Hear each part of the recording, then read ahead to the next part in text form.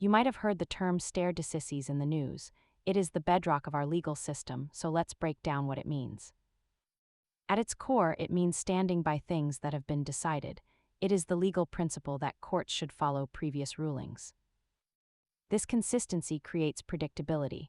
When judges follow past rulings, businesses and individuals can better understand the potential legal consequences of their actions.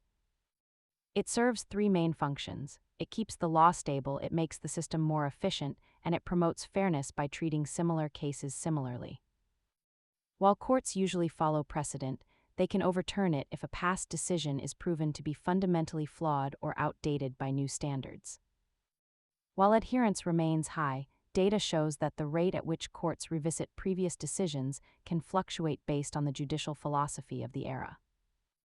As Justice Oliver Wendell Holmes Jr.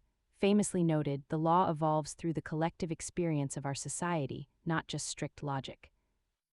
Understanding these foundations helps you better track legal news. Subscribe for more deep dives into how our systems work and stay informed.